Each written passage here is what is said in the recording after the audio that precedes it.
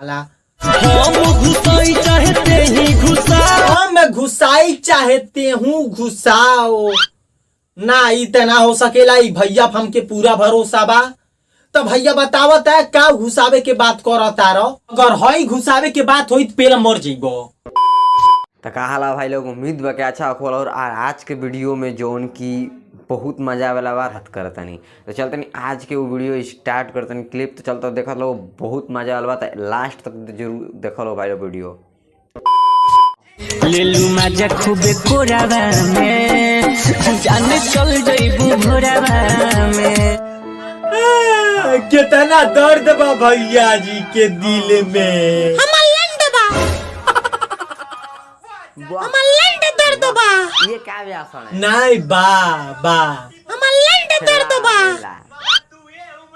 हाँ तब हमारो लंड बा। हाँ। तब भाई लोग भैया जी सोचा तारन भौजैया गईले से पहले रोग आके एक बेर और पेल ले, और पेल के कहानी खत्म कर दी।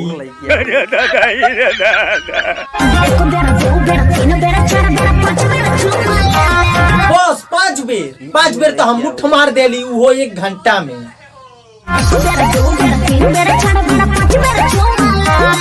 अब देखो भौजी, अगर तू 5 बेर से संतुष्ट बारू तो संतुष्ट रह, लेकिन अगर हम वो भैया जगह रहती न तो कसम से कहत तानी गबर गबर पता नहीं कितना बेर पेल देले रहती।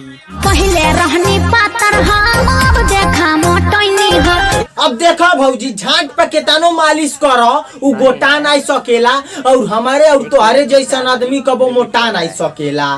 बात समझ में आइल? पहले भी तू ऐसा रहलू, आज भी तू ऐसा बारू। मार के भुगुनवा फोड़ देबो।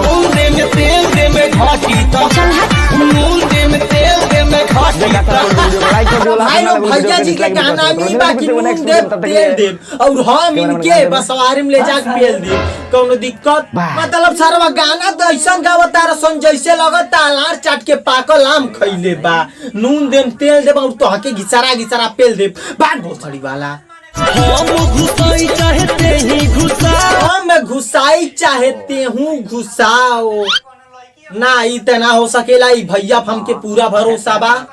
तो भैया बतावत है का घुसावे के बात करता रहो, अगर हई घुसावे के बात होई तो पेला मर जाइबो। हम घुसाई चाहते ही घुसाओ, दोनों में मजा बरोबरे बा। भाई लोग कुल मिला के बात ही बाकी भैया पेला के बात करता और कहता हम घुसाई चाहते हूँ घुसाओ, दोनों में मजा बराबरे बा।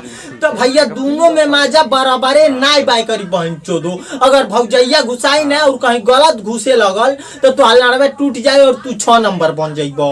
हम घुसाई चाहते ही घुसाओ, दोनों में मजा बराबरे बा। अच्छा भैया एगो बात बतावा, ऐसे पहले तो की केउलारे पे कलैया खेलौले बा नहीं खेलौले बा? अब हम खिलावतानी भोसड़ी वाले तो हर दिमाग सही हो जाई। दोनों में माजा बराबरे बा। भोसड़ी वाला अब हम कहतानी कि दोनों माजा बराबरे नहीं बा, तब वो कहता दोनों माजा बराबरे बा। अब हम लड़वा चाट लो माजा बराबरे बा। ये बड़ी अच्छी बात कही।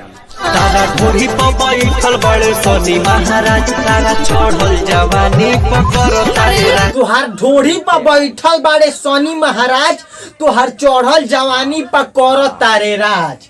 अरे भोसड़ी वाला हमारो लड़वा तो मंगल ग्रह से आइल बा, आके निहुर जो एक बार फिर देख कमन मजा मिलेला। गाड़ में खड़ा करके ले ले बा। ए भौजी चाहे भैया भाग तोरी बहन छोड़ो। तो भैया तनी एक बेर और कहते हमके ठीक से सुनाइल ना हो। तानी वीडियो तो लोग के अच्छा लगल होई, अगर अच्छा लगल होई तो वीडियो के लाइक कर दिया और कमेंट करके बताइए। वीडियो पे नया बाड़ो तो चैनल के सब्सक्राइब मारा यार। तो मिला तो उम्मीद है भाई लोग वीडियो पसंद लागल तो लाइक कर लो, हमारे चैनल पे न्यू आइल बड़ा तो चैनल के सब्सक्राइब कर लो, ताकि ऐसा वीडियो जो नया आई तो अपलोडिंग करम। चलते नेक्स्ट वीडियो मिले तो खती बाय।